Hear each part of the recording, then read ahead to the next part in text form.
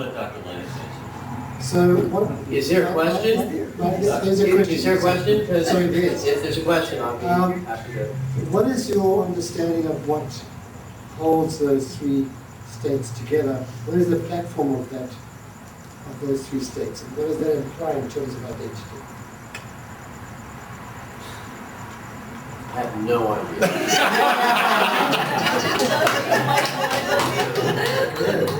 So you're a proponent of not knowing. Well, what I will say is that the mystery, which is what we're all engaged in, is the platform. And the platform is mysterious. And it is ultimately unknowable. What I know from my own exploration of dreams as a concept, as a way of understanding my soul, that what started out as dreams were something that happened inside of me, that fascinated me, that I decided to spend time with, has led to a consciousness that I live in today, and I'm hoping this will continue to expand as I age. But the consciousness today is that it's all a dream. It's all interpretable. Every moment. Tonight I'm having a dream that the leader of the free world is speaking to the Democratic Convention, and I am called forth to share my wisdom, and there's a wonderful dream there. So, I don't know if that answers your question, but it certainly gave me an opportunity to express my sensibility around it. That we will never know or understand or frame this thing. And anybody who ever tries to, and this is my big objection with the new thought community, the hooey-hooey, and I am as hooey-hooey as they come. But that's a very private experience, because if you give language to this is what it is, and it's structured like that, and it's crystalline in nature, and it's from the Pleiades, and da-da-da-da-da-da, it's like bullshit. You're trying to describe the unknowable. So the moment you try to describe it, you just left what it could possibly be. Because it's unknowable. You know, so we talk in metaphors. We talk in metaphors, we speak in poetry, we interpret that which occurs, which then makes it a symbolic, visceral, sensorial experience, even though it's my mind that is doing the interpreting. The sensation that I'm left with is satisfaction. I know the moment, know it, on some unknowable level. So. Right, the only thing we can know for certain, any of us, is that we exist here now. You know you exist here now. Everything else is up for grabs. But knowing yourself as existence here now is the essence of what it means to be awake. One thing that I'm struck by with that question is the idea that when we're sleepy, we're unconscious. When we're awake, we're conscious. Right? We're awake, we're able to. So another fact is animals do. The larger stool is like this, you know, that you're going to run in or something like that, which is fine. So if you're looking for me, it's just scientifically dreaming and dreamlessly dreaming, full wakefulness, they're just our normal states as being mammals, right? And the brain needs to be charged. Who knows what the biological reasons are? As part of our biological nature. I'm sure, I'm not 100% sure, but it feels like it's part of our biological nature. And that there is no real controlling entity. From my perspective, and from Descartes' point of view, I'm sure the idea would be that if we can be awake and conscious and in connection with the source, you know, that when we're sleeping, we're kind of unconscious, and we may be in some kind of connection, right, with the source. Maybe that's where dreams come from, something like that. But if we can be awake and in touch with that source, without thinking, without the thoughts coming in, you know, if we can do that, then that's like getting conscious, getting back to the connection with the source. It's a really good thing. I I know in my life, it's good to get closer to that. So that didn't really answer your question. I'm gonna say I don't know also. Michael, do you know? I just wanted to, I was so resonated with what you were saying, Dr. Lennox. It is the mystery that's calling us all home. It is not you that awakens. It's the mystery. It's the source calling you home. And I completely agree. To put a label on it, to call it anything, is to define it and confine it and limit it. And how do you limit the unlimited? So that's the sense that we all feel when truth resonates within us, because it's the source that we all are at center, the mystery. And we had fun in the egoic realm for many years. And that fun is now coming, I'm using that sort of sarcastically, is coming to an end. It hasn't worked well at all. The ego has run amok, and here we are. And so now the shift is the call, the remembrance to come home. And that's why it's so important that you discover your joyous, most highest frequency. What brings you joy? It isn't so much the widgets or whatever it is that you produce that's important. It's the fact that the planet needs more people that are living from their joy and their happiness. Okay. Deborah? Dr. Lennox, would you give us a brief interpretation? You have a 3-step process for interpreting a dream. Would you give us a brief description of that, what the 3-step process is? Sure. I believe that dreams are stories told in the language. The language is symbol, and the symbols have meaning. Each symbol is, its meaning can be sort of ascertained by looking at what the thing is or does, or what its essence is. So if in doubt, when you get lost in all kinds of psychological, all of which are valid and good, my work is about the symbol itself. So a refrigerator in a dream is symbolic of the need to keep certain amount of space cold. Why? To preserve. So suddenly the dream about the refrigerator is about preserving something. If I open it up in the dream and there's the, my mother's head. God forbid, that's a nightmare. And the dream is about the need to preserve some idea or thought process that might have been inhabited by my mother as a little dream. So the idea of the 3-step process is that there's a universal landscape, which is what would we all agree if we saw a refrigerator? Well, we can all agree that it keeps a small amount of space colder, and we can all agree that we do that so we preserve. So that's the universal landscape of a refrigerator. Most people would agree. Then comes the second step, which is the dreaming lens. It's all ocular images. So if I put on the lens of the dream, the context of the dream tells me that inside is my mother's head. So that means that I'm preserving something. So the context of the dream gives me more distinguishment for the symbol of dream about a refrigerator. And then the personal association, the last piece, is what do I think about it? What is the refrigerator? Reminds me of my refrigerator, reminds me of my childhood refrigerator, or it's a broken refrigerator. So then I have more distinctions. And the distinction, of course, that my mother's head's inside of it, gives me more personal. So the 3 steps of looking at any symbol in a dream is what would everybody agree with, based on the thing itself, the animal, if it's a dream about animal, that animal's qualities. An animal is an instinct, so the qualities that we would all agree. We all agree that big minds are fierce. Right? So then the dreaming lens, then the personal focus gives that last distinction. And you can literally put together a dream interpretation for a whole dream, going symbol by symbol by symbol by symbol. It might take you a while to figure it out and to get your, perseverating thoughts out of the way, but you can literally approach any and all dreams from that perspective. Thank you. You're welcome. Anybody else? Yes. Steve? Yes, I was fortunate enough this afternoon to be able to facilitate a group in working with men who were terminally ill with cancer.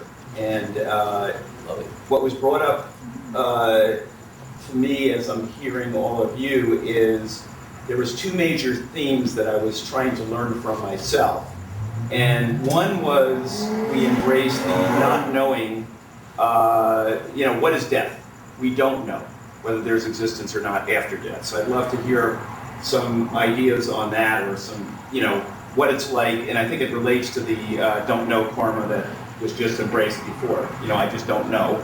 And the other aspect that we were trying to deal with is how does one rationalize the kind of pain that some people have to go through before they die? And how do they stay in the now with that? And, I know one could maybe separate out the body from the soul, and we were kind of playing with that. So I just love to hear how what you all were sharing, how that might relate to it. John, you do a lot of death stuff, don't you? Death work, I'm pastoral not care. a deaf and dying guy. What was the question again, sincere? No, absolutely. The two areas were, how one might look on what happens to us after we die. Is there consciousness, is there not? And how does one work with the pain that one feels, both emotional and physical, say when you have a terminal cancer, and how do you stay in the now with it? Which is the struggle that we were embracing this afternoon. Right. I know it's loaded. It is, and it's a conversation that needs to happen now for all of us, rather than when we're diagnosed as being terminal. And this is something we do not do in this culture. Maybe we don't do it anywhere on the planet, I don't know. I think if you were having a group, or if I'm speaking with somebody, I'll ask them, what is their worldview? Where did they come from? What do they assume? What do they think about? And what has their life experience led them to conclude about that? And I briefly alluded to it previously. I think this is one of these things I know personally, and I don't claim this for everyone, but I know there is something other. And we will be satisfied by and by. There is very old school language about it, and it is the most accurate language. Is that, brother, we will know about this when I meet you on a distant shore. But there ain't no language for it. And there's no knowing, because our job is to be here, like hello, right? And not there. And yet when somebody is terminal, they have an urgent need to know something that cannot be known. So it's, I don't want to call it torture, but it's a terrible tease to be in that state. The only cure for that is to have lifelong conversation about what we think the process of moving on is all about. John, And I'm sorry. I was going to say, one of the things that we talk about in the Eckhart Tolle group is the concept of die before you die. And there's tons of great work. Stephen Levine's work, Is that what you? Year to Live. This is all, there's so much good work that has been done. I have been in conversation with someone who has 6 months to live. And my first thing is, I said to them, don't believe it. Absolutely. What do you mean you got 6 months? I had a husband who was told he got 6 months and it was 14 years, right? It's always about how do you choose to live today, because we don't know what's going to happen. I want to say one brief thing is that in my experience, the people who are afraid to die don't feel that their lives have meaning, and the people who are not afraid to die have meaning in their lives. This is gravy. If your worldview looks at this as being, wow, we're privileged, then you're good. It's the first in the Tao Te Ching, right? The very first thing is when death comes, you are ready. Why? Because it is being born into another dimension of something, and when you get to that shore, you will find welcome, no doubt. If there is existence, which was also the question, And or if there's consciousness. if there is consciousness. I think it's hubristic to think that there isn't. That would imply that we're it. My life shows me that we're not it. We're We're the tip of the iceberg, baby. But for people who that works for them, you allow them the dignity of where they are. I mean, you know, for people who are running that story and that's what they want as their experience, you know, that's their opportunity. I mean, the beauty of consciousness is the element of choice. That there's, you know, again, my perspective, that, you know, all these things that are going on in my experience, to the degree I can own them, to the degree I can own them and personalize them, I become empowered. The propensity to want to project it out and make it about somebody else or something that's happening to me, not helpful. Developmentally okay, this is the victim consciousness, so the first stage. And even the second stage where I get all these tools and I find ways to overcome, it's fine, it's developmental. Third stage is something more profound than that. That's where a sense of meaning and calling and something bigger than us comes in. But it's developmental. We go along these stages. So someone who's locked in a fear place, who's running that, you know, you can ask the question, how can I help them or comfort them, maybe. But the truth is, on some level, it's up to them. Because in a very real sense, they've chosen it. Not in a New Age guilt sense, where we're running back on ourselves and, oh God, I'm manifesting this. I mean, on some level, yes, you are. But going there is not helpful, right? One add-on. There's a Zen Hospice Foundation in San Francisco. Check the website. It's an amazing resource. And in terms of being present with the dying, one of the great things I learned from them is that it actually isn't a teaching moment. Yes. And, you know, when the Say it question, again? when somebody else is dying, it's not for you to be the teacher and to inform them about something. Just always be gracious enough. If they ask questions, to say, I don't know, what do you think? Yeah. What do you want? And to keep them languaging the experience. I can speak with some experience. I had 3 strokes over a period of 5 months, 8 years ago. And after the third stroke, I was in the hospital at UCSF, University of California, San Francisco. 4 days of intensive care. When I came to the hospital, I couldn't move the right side of my face. I couldn't think clearly, I couldn't speak properly, had to have 36 sessions of speech therapy. And it took about 1.5 years to recover. But after I came to the hospital, I was lying in my then girlfriend's bed. And this first clear thought formed itself. Thank God I'm free. Because I had no fear. I already awakened to my true nature some years before. So I just flowed with the experience of having the stroke. And I wasn't even sure that I was going to live or die.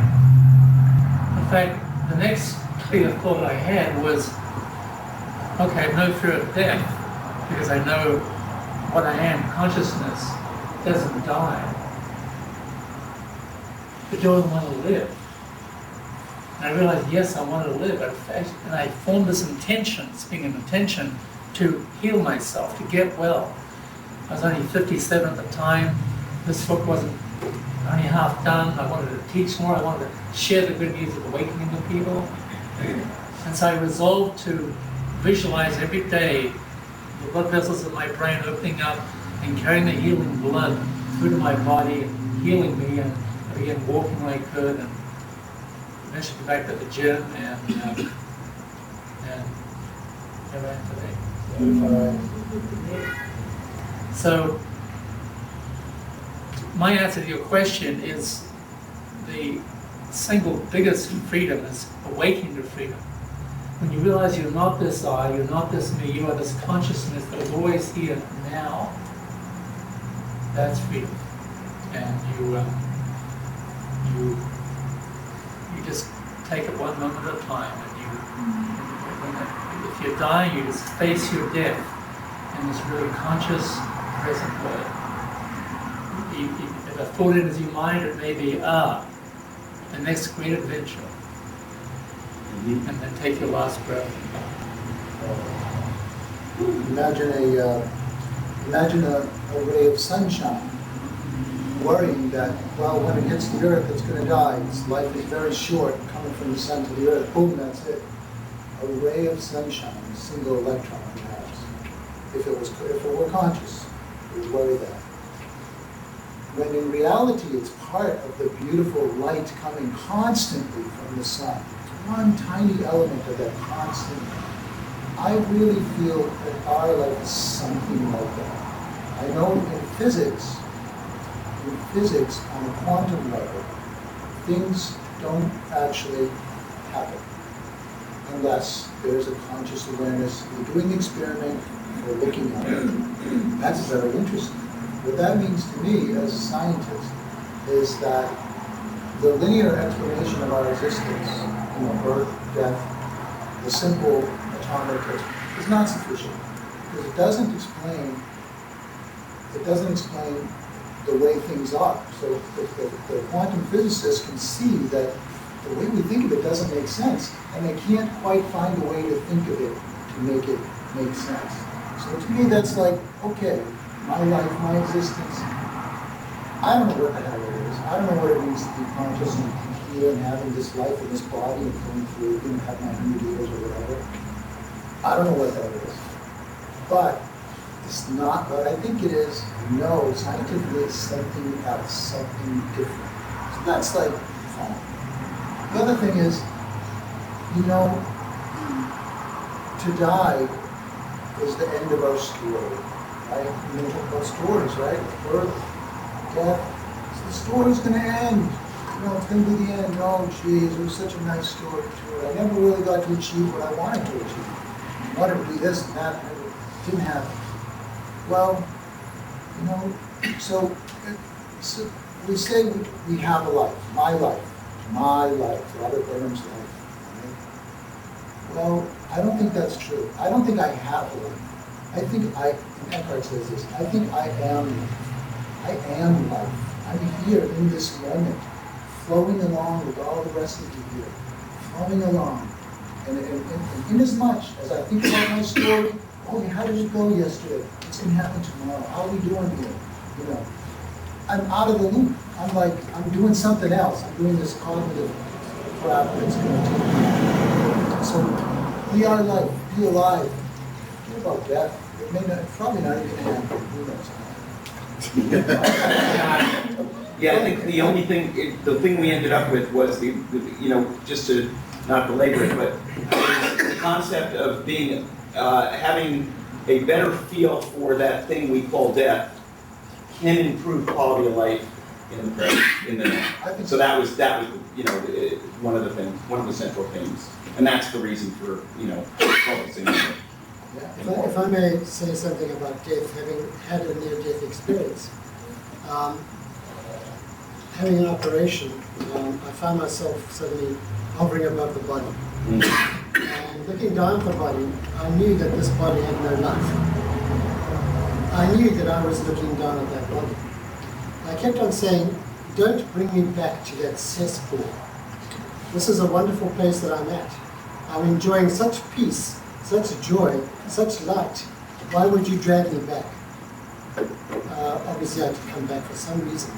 But I think one can understand this whole conversation about awareness and identity in understanding that we are not the contents of consciousness. We are consciousness itself. So when we observe the waking state of the ego and its events, we're observing the contents of consciousness. When we see the dream ego and its events, we're observing the contents of consciousness.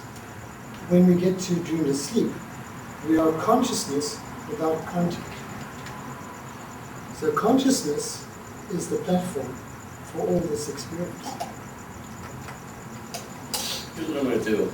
Because it's really warm and I think some people are getting restless, I'm going to end the formal part tonight. I want to thank you all for coming, and it was my pleasure to host it.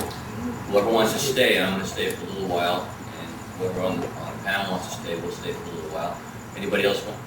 I'm giving permission to leave. Thank you very much.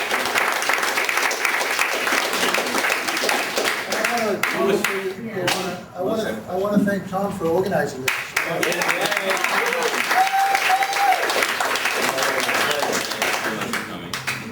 Louis, you had a question?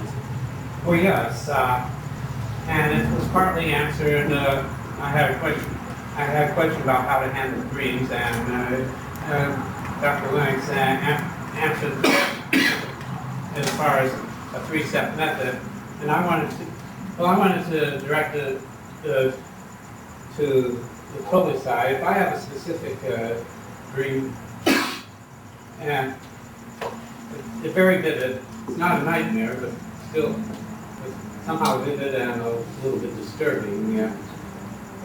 Is there any point in trying to label it, or label the symbols, or have somebody teach me what it means, or is it simply up to me, since in the time frame? Well, since tonight's theme is be your own guru, in all seriousness, it only matters what you think. Trust your inner knowing. Is there value there? If so, explore. Only you can make that decision. Thank you. Who else has a question? I think this goes more to John, since you talked about your strokes. Yes. I've heard a lot of spiritual teachers talk about how if we're ill because we have brought up that illness upon ourselves.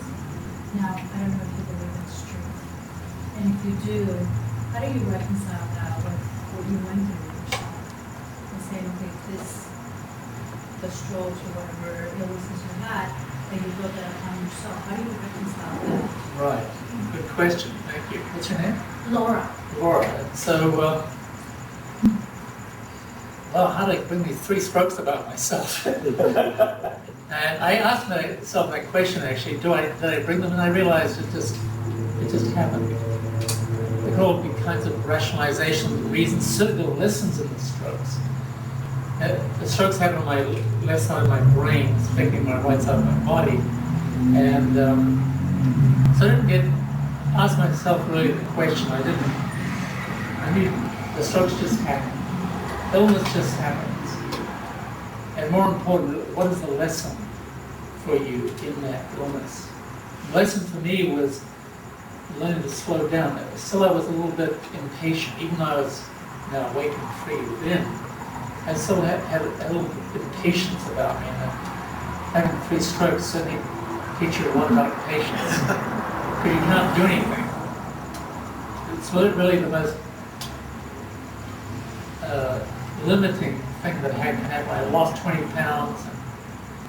And, I learned to speak again, and I was fortunate to survive. I mean, stroke is the 3rd leading cause of death after heart attack and cancer. So I was consider myself fortunate. So I would say if you get ill, don't get lost in the, my God, how did I create this? The more valuable question is, what is the lesson in this for me? What is my lesson now? Search your heart and soul for that lesson. That's the question. Yeah, and there's some schools of thought, of which I'm one, that's all spirit is here, is to have experience. So everything's an experience, just everything. And to me, underlying the question maybe is that sense of guilt. The question we will have things that we feel responsible for going through life. I know I have guilt. You feel guilt because you screwed up, made a big mistake, you made a good somewhere, or you love, or you realize now that you didn't realize before. There's going to be guilt. You will have made mistakes and screwed up in the past.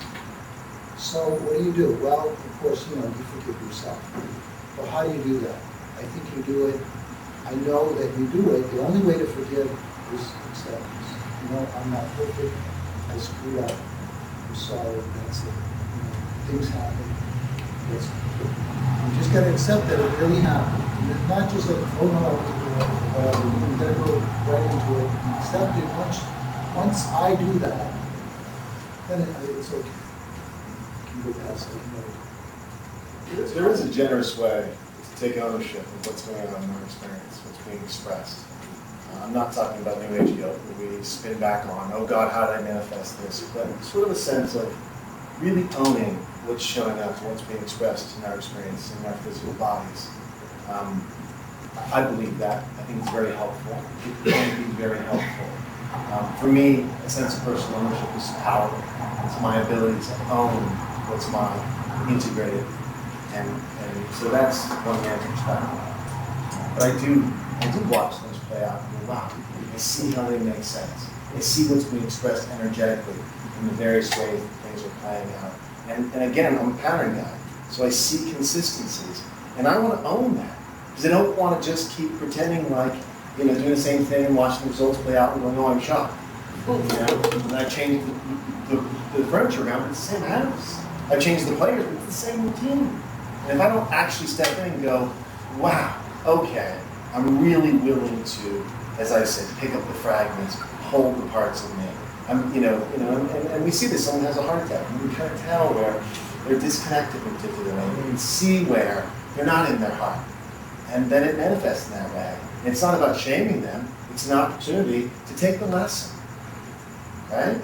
From my perspective, there's a generous way to do that, and there's a not so helpful way. So how one makes that distinction, you know, there's some nuance there. And I think the distinction is made in what's the question you're asking. If you're asking why, you're asking the wrong question. Why has no answer? And I can't tell you, as a certified psychotherapist, that's the question that people are always asking. And the work isn't to answer the question or not answer the question, is to move someone towards the point where they're not asking that question. Why did this happen? It doesn't have an answer. What can I get out of this while it's happened? And everyone has spoken to that very, very beautifully. And I love that. That's the generous way of holding it. Yes, I do believe our consciousness creates everything. But if I'm going to then say, why did I do this? You're just asking the wrong question. For me, it would be more like, how do I prevent? For me, it would be like, how do I prevent that from happening? You might be feeding the beast. Energetically, you might be hooking into it. So that you're concerned or that it's come up is worth examining. And that would be placed interrupted from my perspective. The minute we're in that resistance, we're feeding the beast. Yeah.